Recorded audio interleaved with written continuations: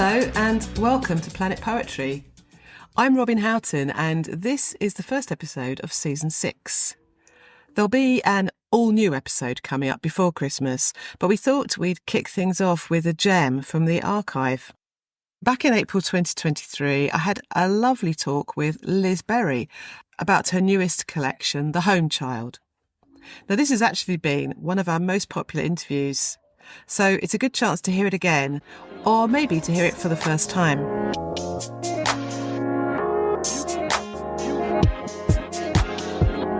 Liz Berry is an award-winning poet and the author of 4 collections, most recently The Home Child, a novel in verse.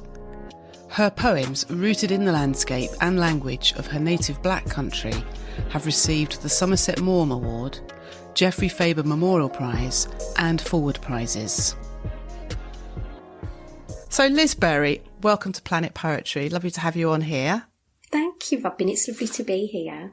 We're going to be talking about your brand new collection, The Home Child, but also Black Country, which was your first full collection, which I've always loved. So this is a great chance to get you to talk about that as well. First of all, we like to ask people, where are they? Where are you on the planet? Oh, so I'm calling in today from my house in Birmingham. Ah, Birmingham. Is Birmingham in the Black Country? Ah, that's such a good question, Robin. So the brilliant and sort of fascinating thing about the Black Country is it's a region with no officially defined borders, but it exists somewhere just north of Birmingham, where I live now. I think that's what makes it a really infinitely fascinating area. It's sort of a shape-shifting region. Ah, interesting. Yes, because that was my first question, because obviously your collection's called Black Country, and I had to look it up. And even when I looked it up, like you say, I wasn't quite sure because there are various definitions of it. And it's called the Black Country because of its industrial past, or? Yeah, so the Black Country was a really heavily industrialised region, the sort of birthplace of the Industrial Revolution. And there's lots of stories about how it got its name, the Black Country. But my favourite is that Queen Victoria was going on a train tour of the country to visit all her regions. And when she got to the area where the Black Country is, she's said to have called aloud, "Draw the curtains on this terrible Black Country." No. Which I love, and I really hope it's true. But as a name, it sounds wonderfully mythic, doesn't it? The Black Country, this Absolutely. Sort of wonderful hinterland or underworld, which feels a real gift as a writer. I suppose, yes, I can see that. And you do use black in so many ways, and it's so evocative. So perhaps we should start with a poem called Black Country from your first collection. Black Country. Commuters saw it first. Vast. On the hillside by the A41. A wingless Pegasus. Hooves kicking road into the distance. It had appeared overnight. A black shadow on the scrub, galloping above the gates of the derelict factories. Facing east, towards the pits. Mouth parted, as if it would swallow the sun that rose from behind the winding gear. Word spread. Crowds gathered. Kids, someone said. But when they examined its flanks, they found pure coal. Coal where none had been mined in years. Where houses still collapsed into empty shafts, and hills bore scars. A gift from the underworld. Hauling the past from the dead earth. Old men knelt to breathe the smoke of its mane, whisper in its ear, walked away in silence, fists clenched, faces streaked with tears. It's a beautiful poem. And this horse, I mean, you know, we're used to seeing white horses on English hillsides, but the idea of the subverting that into the black horse appearing, you've got a lot of those themes in this poem straight away, and the old men and the smoke and the tears and the dereliction.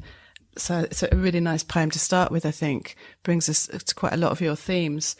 And although you said about the Black Country steeped in the Industrial Revolution and coal mining, you've got a very strong connection to the natural world, haven't you? I mean, animals and creatures and flora come up a lot in your work.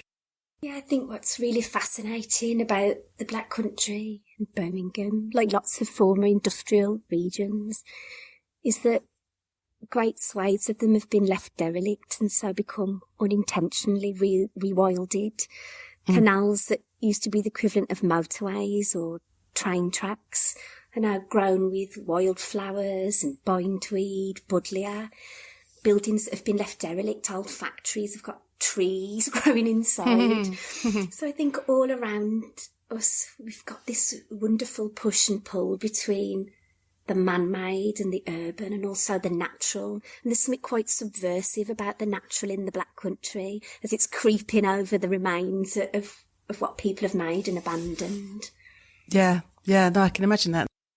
This strong connection that I sense between you and the animal life, sometimes humans and animals are interchangeable in your poems. I wanted to also say about the black horse that prefigures another black horse, which is significant in your new collection, doesn't it? So it's a nice kind of theme that comes through. And talking about animals and birds, I wondered if you might read the poem, The Year We Married Birds, because that's another one. I think I read it in, at the time, perhaps it was in, I don't know, the Rialto or somewhere. The Year We Married Birds.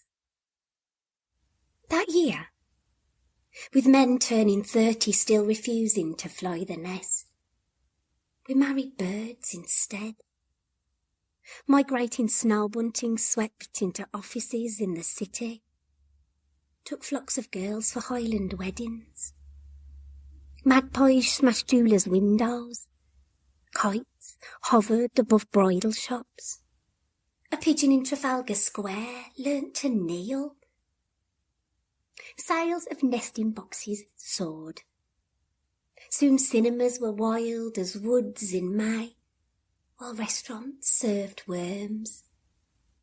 By June, a Russian kittiwake wed the minister's daughter, gave her 2 freckled eggs, a mansion on a cliff.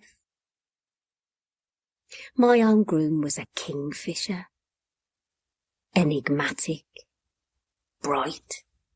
He gleamed in a metallic turquoise suit, taught me about fishing in the murky canal. We honeymooned near the Wash. The salt marsh is booming with courting bittern.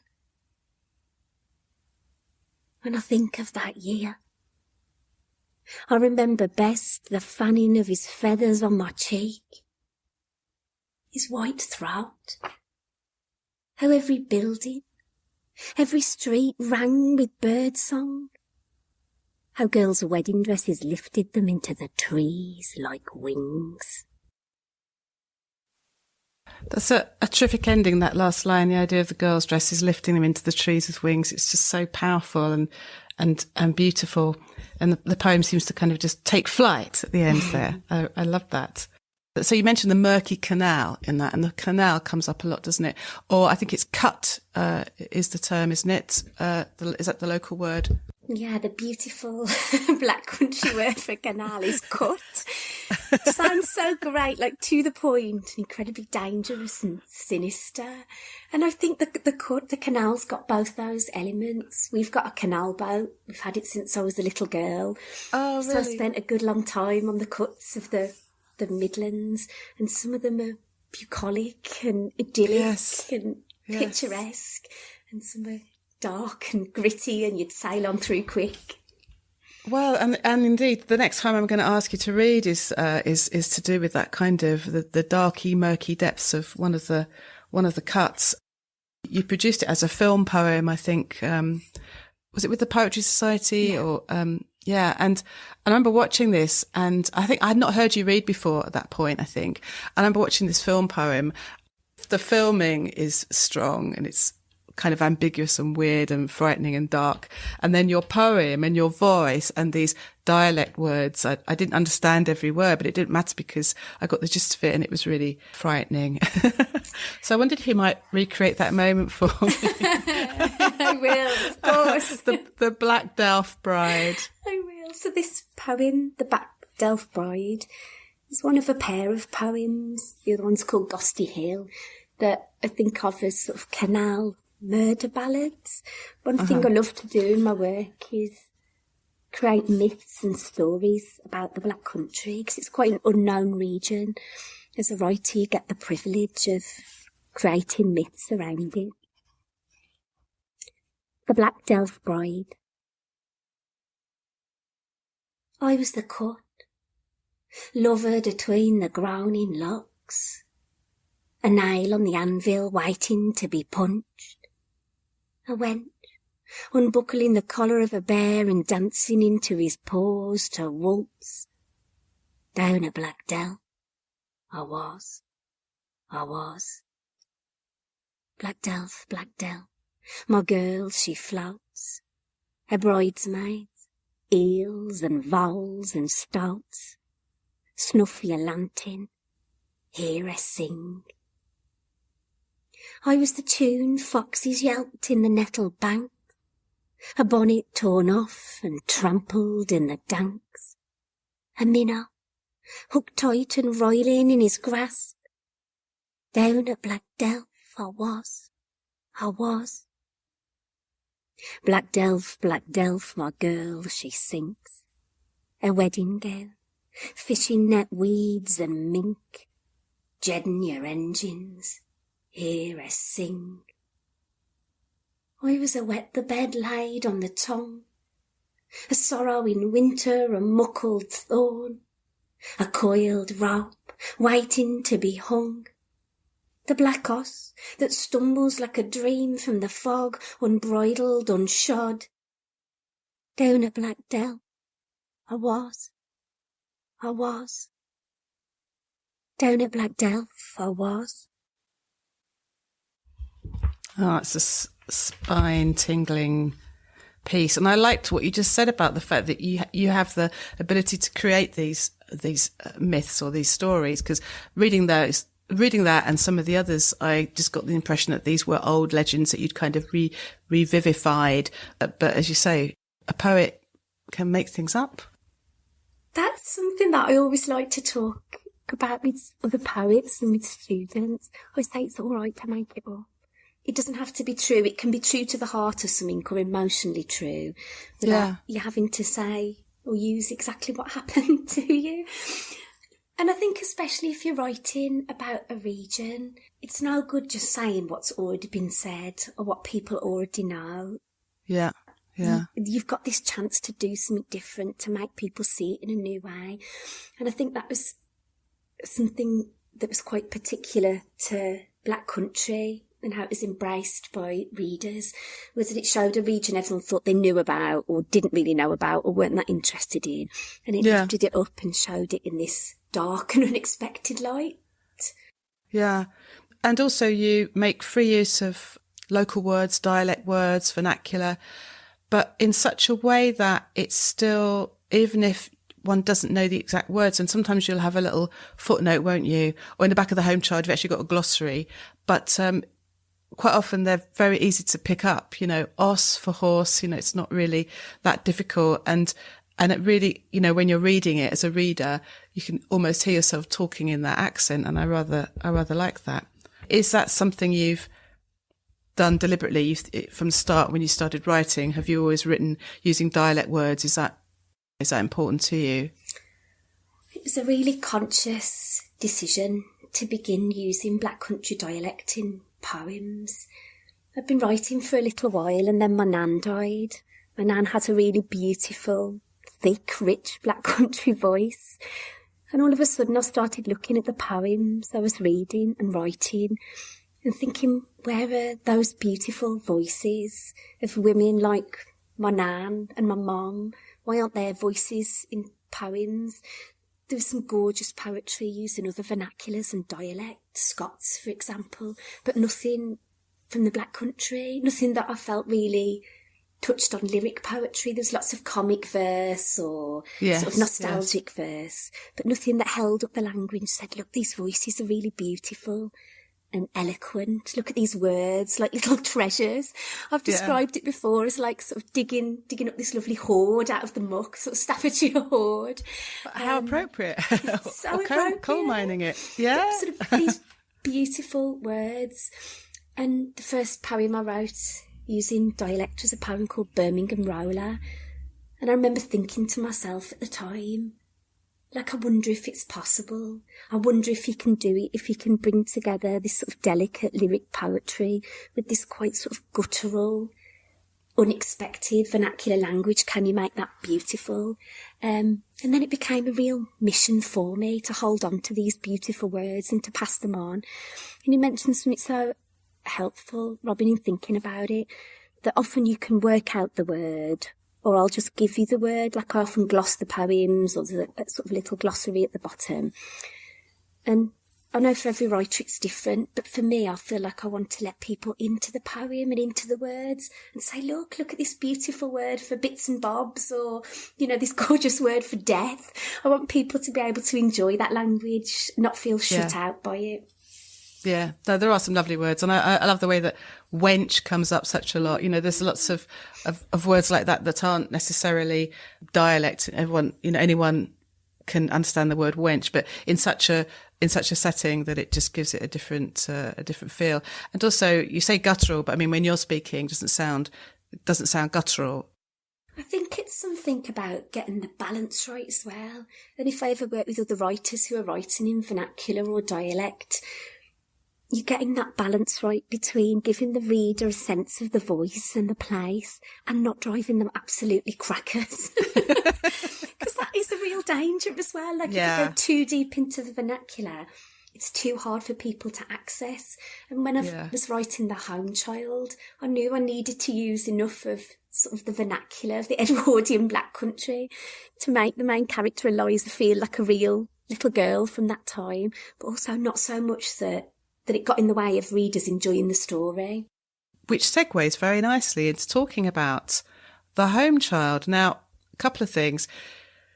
It's inspired by a real story, isn't it? Is this your great aunt? Mm-hmm. And just tell us a tiny bit about the background, the sort of shocking background to this.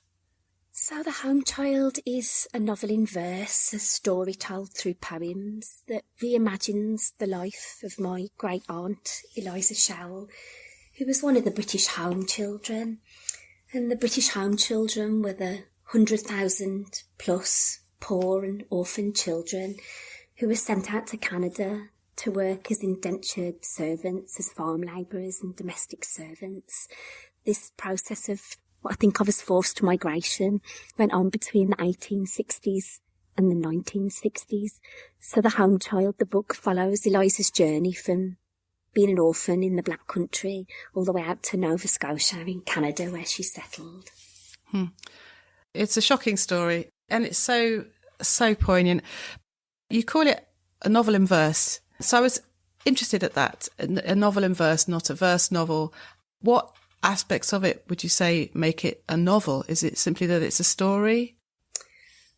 I'd love to feel that people could read the book in the same pleasurable way that you read a novel, that you follow a story from beginning to end, that actually it's made of individual discrete poems that work by themselves, but that anyone, a poetry lover or not, could pick up the book and enjoy the story, enjoy the narrative. When I first started writing about Eliza's story, I don't think I knew what it was going to be, Robin. It just felt like a big unwieldy beast. But the story really haunted me, and so I kept on writing. And I think I had this really profound sense that I didn't just want it to be a sad story about something sad that happened. I wanted to, I suppose, bring life and joy and light into that story as well, of not only a sad thing that happened to a girl, but what it's like to be a girl when you're 12, sort of flung out into the world. Yeah. There were lots of aspects to the book which I felt gave it a novelistic feel. For example, it's kind of structured in chapters, isn't it? So we've got the two central chapters where Eliza is in Canada. But the first chapter is we meet her before she becomes an orphan, and then it's her journey across. And it felt like there were kind of cliffhangers at the end of each chapter, much like in a novel, like, oh, what happens next? Good. And then there are these beautiful illustrations. Now, I've been known to give short shrift to illustrations in poetry books, but actually I thought it worked really well. So you've got these little, a page between the chapters, and it's some character from a poem that's either just been or that's about to come. So you've got a pair of birds, or you've got a moth. And so it's just another way of pulling, I think, the reader into the story. It's been like an absolute joy to me, Robin. I've never had a book with illustrations in before. But they commissioned a wonderful Somerset lino print artist called Gemma Trickey, originally to do the cover. But as we decided we wanted to break the book up into segments, then we asked Gemma to create some little images to go between. So I'd not thought of them like chapter markers before, but that's a really beautiful way of thinking of it. They sort of hold you for a second and then release the flow again, don't they? Yeah, totally. No, I thought it was beautiful. And I think is the final one a pair? And you are taken back to the reference earlier on. And it is lovely. Very clever, I think, the form. So obviously, we don't want to give away too many spoilers about what exactly happens, but maybe we could start with you reading one of the poems where we meet Eliza. And I rather liked this one called Fiery Holes. So this name, Fiery Holes, was the name of a real place in Bilston in the Black Country. And apparently it's because there used to be holes in the ground where just jets of steam and fire would occasionally shoot up. Nothing like the graphic description of a place, is there? Seems truly biblical, doesn't it? So in this poem, we get one of our first peeps at Eliza and her mum in their little back-to-back house. Fiery Holes, Bilston, June 1907. Come by night, when spirits fly from the flames of the furnaces. By night, barely darker than day, when the earth spews sulphur, pounding and hammering, men stumbling down its deepest seams, a smutter of lamps, the drunken air. Take the form of a moth, on shivering wings take the wind, swift, to the court on Silver Street. The passage, brewers, stink of the miskin, a window pane cracked, laundry hung across each inch of the kitchen. Here is the place. Damp walls, snuffed candle. A child and a mother sweat beneath a blanket, thin as vixens, both their hands raw from washing. Eliza, the little stubborn one, is dreaming. See the freckles twitch, see the dark of her lashes. She dreams of horses. The mare that drives the soil cart through the reesty dark, its silvery shoes agleam in the muck, the star on its brow. She's in love with its prancing. Curled against her mother's wheezing back, she digs her heels and dreams she's riding, bareback, across the Liso, beyond the town's rough hems, her brothers, the steelworks, the sweltering chapel, that terrible hovering rook of the workhouse. Dreaming, dreaming, the air blown spotless. All the blackened sparrows lift their voices. Thank you. And it ends with one of those long M dashes, Emily Dickinson style, doesn't it? To kind of project us forward. It's a cinematic sweep right from the sparks against the night sky down into the courtyard, into the home, into the bed. There's Eliza and her mother, and then into her mind. It's brilliant. You know, what she's thinking about, and you can almost sort of feel her breathing at that point. I noticed that you take different points of view throughout the book. So this is the outsider taking a look. And then we have various document type poems where people report on her when she's taken into care. And I got the feeling that as we're reading these descriptions of her, that we as the readers are kind of colluding in this. We're kind of making these evaluations whether we want to or not, as if we're part of it, which I thought was very clever. Other times it felt like a Greek chorus making a comment on a tragedy as it unfolds. In the middle of this, we have Eliza's voice. So one of the poems where we get to hear what Eliza's thinking is when she's put on the boat and is being sent across the Atlantic. Perhaps we could hear that one, Sailing Day, Liverpool, please. Sailing Day, Liverpool. The gulls are crying like little wenches. Goodbye, goodbye, good luck, goodbye. Roar and squally. The wind mithers as we climb the steps. Birdie legs are shivering our itchy new stockings. Nellie, Margaret, Kathleen, Dora, Higgins, Cheryl, Elwell, Proctor, age 6, 9, 4, 11. White hankies whip from our waving ons, quick as birds, flying up, up, we're off. Only Dora Pike blarting. Agnes, Eliza, Peg, Hilda, Bib, Gell, Hodgins, Munden, age 3, 5, 12, 7. The rest of us ghosty-faced, so quiet. You can hear our bellies jimmick as the waves rock the ship. Goodbye, goodbye, good luck, goodbye. Watching Liverpool shrink to a doll's town in the fog, already wiping out the sight of us. Doris, Rose, Ida, Clara, Dakin, Tompkins, Pike, Bunda. Was herded like cows down endless wet steps, squeezing the end of the wench in front. Goodbye, goodbye, good riddance, goodbye. Oh, squeezing the hand of the wench in front. No. When I was doing the research, Robin, bits of the research were just so overwhelmingly sad. I think when I was writing this book, obviously my own boys were really similar age to lots of the home children. Yeah. There were parts of it that were just so moving. I think thinking about the vulnerability of the children. Yeah, just extraordinary. And then you've listed these names, and again, it's a list, isn't it? How they were, that's how they were. They were just considered to be a list of names and ages, and off they went. Only Dora Pike blarting. Now, blarting means crying, doesn't it? That comes up again. I thought that was a lovely word.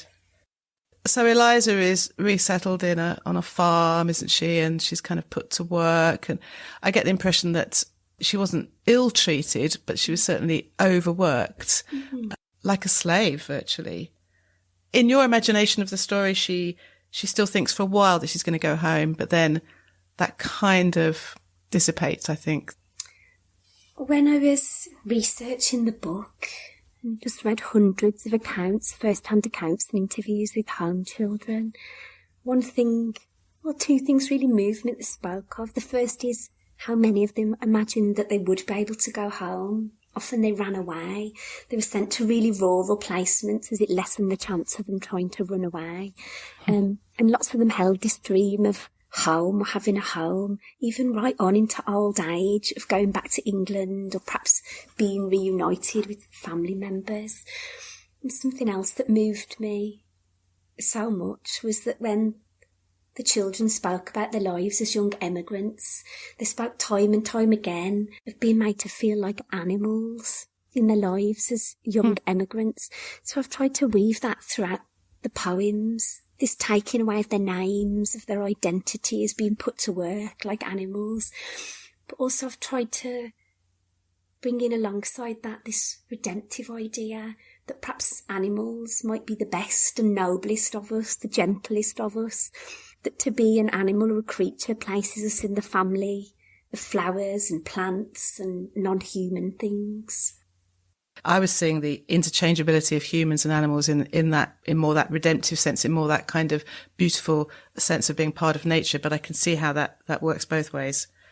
Now, one of the characteristics of this countryside that she's sent to is it's near a marble quarry. So there's the whiteness of the quarry or the stone, and also snow comes up again and again. Clearly a cold, snowy landscape, and so unlike where she's come from. So we've got this contrast of the black and the white, and in this sense, the black is the good, symbolises the good. So perhaps you might read Snow Globe, which is one of these looking in on Eliza's world from the outside. So in this poem, Snow Globe, it allows us to step back and have a look at Eliza in that first snowy winter. As you say, Robin, it feels there's a real contrast between sort of the black and the fiery holes of the Black Country, and then this snowy, lonely landscape. Snow Globe. Imagine her in the snow globe of the first winter, when the snow falls for months, when the wind is a coyote at the barn doors, and the Scotch pines are furred like great bears.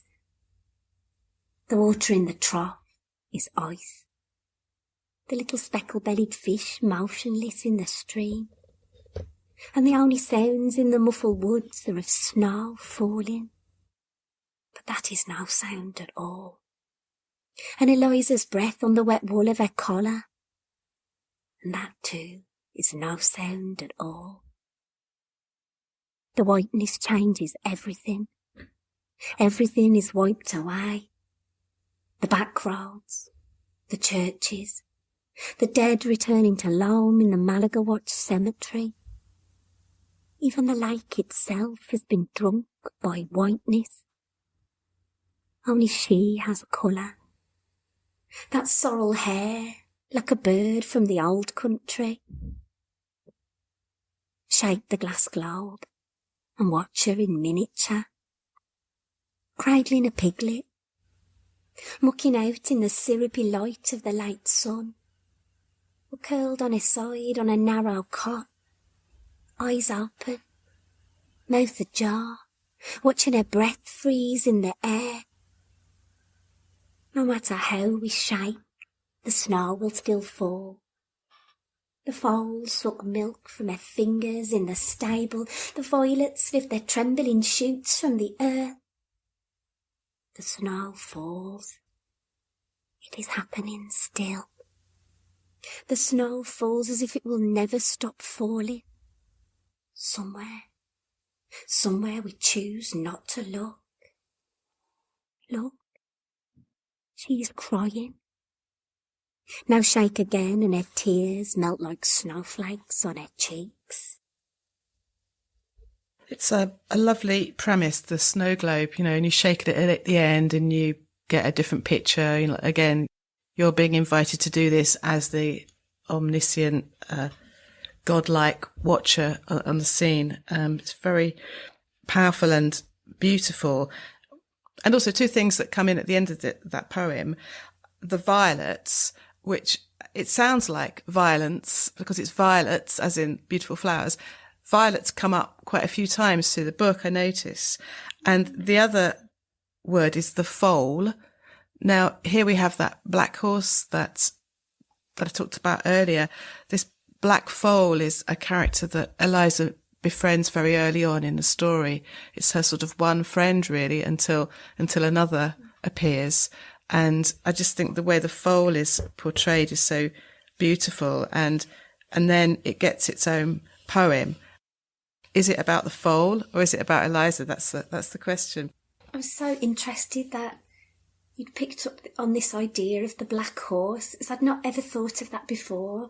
But when I started thinking about Black Country, and actually again in the Republic of Motherhood and now the Home Child, in all of the books there's this motif of black horses, black foals.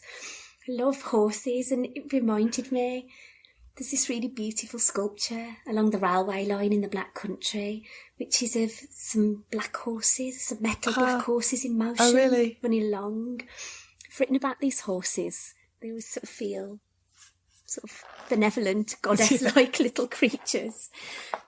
So in this poem, The Foal, we meet Eliza and also the other home child who is taken on by the MacPhails, a boy, Daniel. And this is when the two are becoming sweethearts. Foal.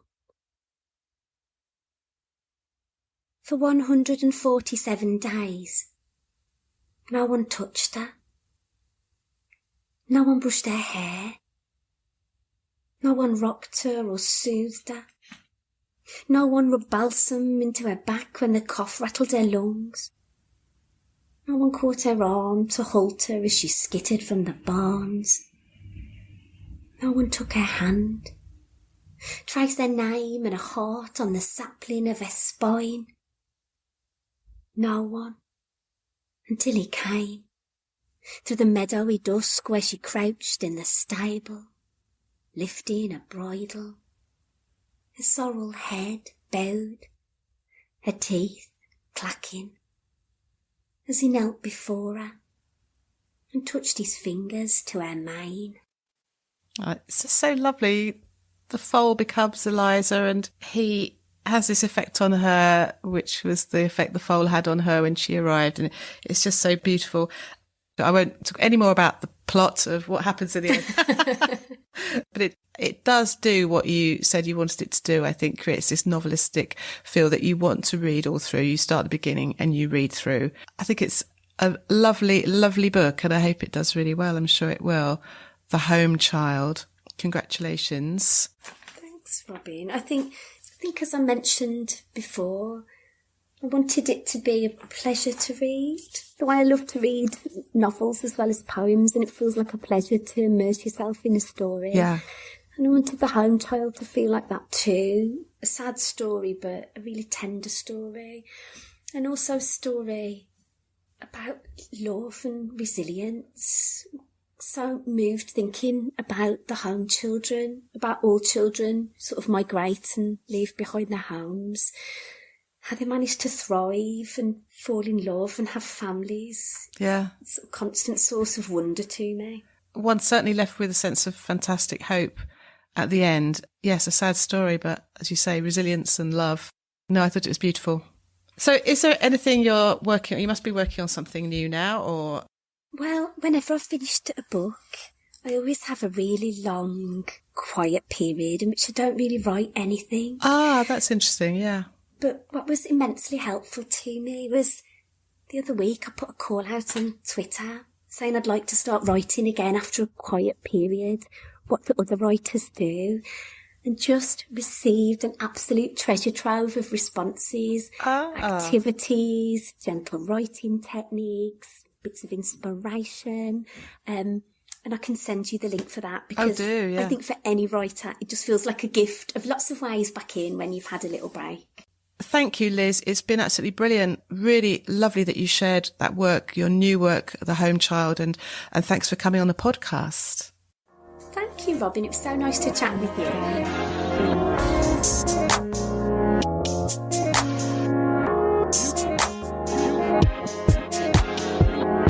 There's something about Liz's voice that's completely delightful, isn't there? And in fact, The Home Child went on to win the Writers' Prize Book of the Year 2024. It's one of the biggest prizes in literature, so congratulations to Liz. That's it for now. Peter and I will be back soon with a new episode, as I said. So thank you for listening. And if you enjoy the podcast, please consider leaving us a small tip at buymeacoffee.com/Planet Poetry. The podcast is entirely self-funded, so we really appreciate your support.